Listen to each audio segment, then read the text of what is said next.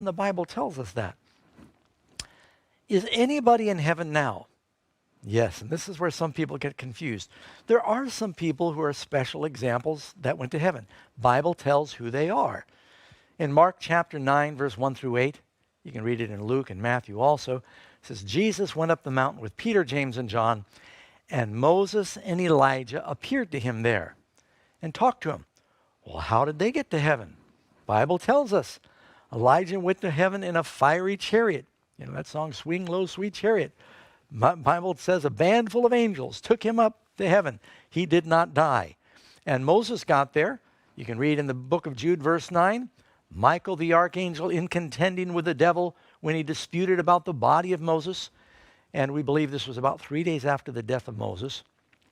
Bible doesn't say 3 days, but we do know that it is in a Jewish tradition called the Assumption of Moses that 3 days later the Lord raised him so that Moses could witness the people crossing over into the promised land. Have no reason to doubt that, but we know that he's in heaven. He talked to Jesus.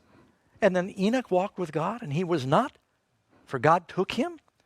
And they walked together every day. And as one little girl put it, one day God said, Enoch, look, we're closer today to my house than your house. Just come home with me.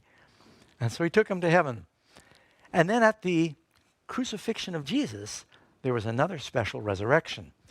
Matthew 27, verse 52 and verse 53, when Christ died, it says, and there was a great earthquake, and the graves were opened, and many bodies of the saints who had fallen asleep were raised.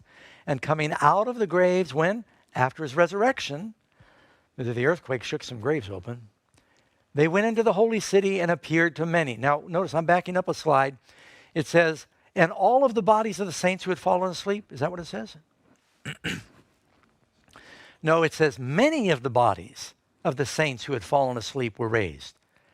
Not all. This was a small local resurrection that took place. Some of those who had been prominent in proclaiming Jesus might have been John the Baptist or Isaiah the prophet or some of the people who had died in the vicinity of Jerusalem. Jesus took a first fruits with him of the resurrection to heaven. But the general resurrection hasn't happened yet. And coming out of his grave, at the graves after his resurrection, people saw them. So question 8, but isn't it true that the soul is immortal and that only the body dies?